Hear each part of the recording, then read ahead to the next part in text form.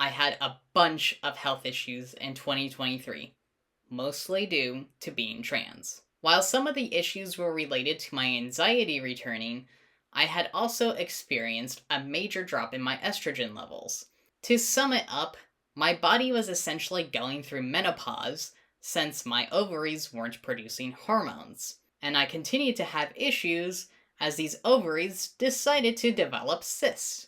So all of my health issues were essentially thanks to the ovaries. To start off, I already mentioned working so much that I barely had any time to sleep, eat, or exercise. I ended up leaving my part-time job, which was teaching martial arts, and I later made my full-time into a part-time job because I just couldn't handle it. Masking my autism was getting way too exhausting, and I didn't realize I had way surpassed my limits until later on. The lack of exercise led to my anxiety returning, which caused a lot of eating issues since my anxiety makes it difficult to eat. In the latter half of 2023, I lost a lot of weight. And as you can recall, I have always been on the thin side. So I lost weight until I was down to 99 pounds. And I truly thought I would end up in the hospital, which only made the anxiety worse and made it even harder to eat. I was so weak I was bedridden at times. I would call out of work and go home early, despite being one of the more reliable workers before all these issues began. I saw nutritionists and psychologists, but none of these doctors were able to help me. Eventually, I just managed to pull myself to my feet and began doing exercise again with at-home workouts. Though these never worked for me in the past, I was able to build some strength and keep my streak going for a few months. This cured my anxiety literally pretty early on, and then I was able to eat again until I was back to about 110, which was pretty much what I weighed before I started testosterone. However, I was still having issues. Abdominal cramping, bloating and pressure, acid reflux, hot and cold flashes, dizziness and lightheadedness, headaches and eye sensitivity, bowel issues, mood swings, fevers, an itchy intestine. I began to wonder if these issues were hormonal based. My coworker was having a lot of similar symptoms to me, and she thought she was pregnant. There was no way I could be pregnant, not only due to the hysterectomy, but also because of being a sex-repulsed asexual. So I thought my hormone levels were just too low, while hers were too high. This got me checking my estrogen levels for the past few years, from the hysterectomy onwards.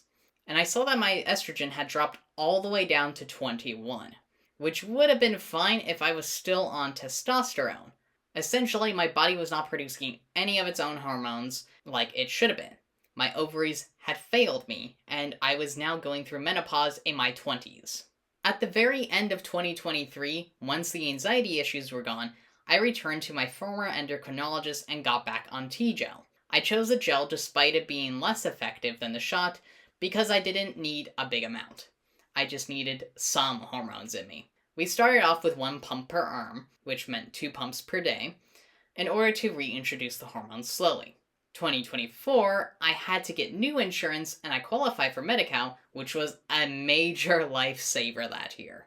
I was in and out of the doctor's office so often for tests. It was literally bi-weekly or even weekly towards the end there. I had no idea what was going on.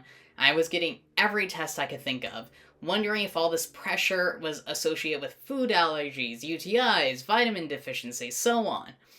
I was tracking my symptoms literally by the day, trying to pinpoint if certain foods or exercising a particular way was making me feel so sick.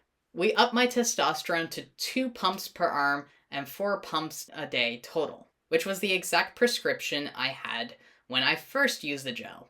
This didn't happen until further along with all these issues, but I think it might have amplified the issues and all the symptoms I had already been having. Because all of the cramping, pain, pressure, bloating in my abdomen, and the nausea, it all turned out to be ovarian cysts. And apparently too much testosterone can cause these types of cysts. Now, it took literal months to figure this out. I had so many blood and urine tests done that did not show up with anything. In April, weeks away from getting an ultrasound, I believe one of the cysts burst. That day, I was already kind of feeling pressure and bloating, but I really wanted to go to my martial arts class, as I had re signed up as a student in February to help my health issues and because I really missed my community. I wasn't doing too many classes in the beginning due to feeling sick so often, but I determined I was good enough to go to this particular class that day. Now, the class went fine, and we did stretching afterwards. But after standing up from stretching, I immediately felt so nauseous, lightheaded, and hot. And it did not help that it was hot outside. I left the school feeling like I was going to throw up. But it didn't feel like it was my stomach that wanted to throw up. It just felt like my body. And an acidic feeling spread through my body from my core, just like extending outwards. And I was just crumpled over in pain. But after an hour, it just kind of went away and I was back to normal. The pain was gone, I felt fine, didn't throw up, but I definitely did not eat anything the rest of the day just in case. Now, I should have gone to the ER and I wish I had, but I didn't because the pain had gone on its own and I didn't throw up. However, when the last day of April showed up for my ultrasound, nothing showed up on the test because the cyst had already burst.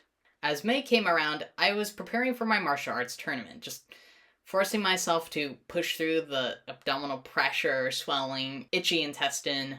Now, June 1st, we had tournament. I didn't do any combative events because I did not want to risk getting hit since I still didn't know what was going on.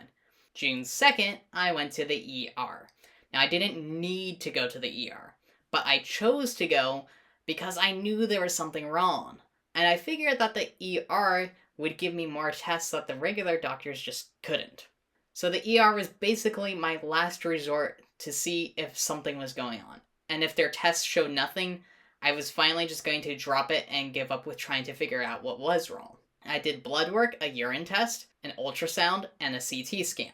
The ultrasound showed up with a 2 centimeter cyst on my left ovary. And I finally had the answer I'd been seeking for literally months and through multiple tests.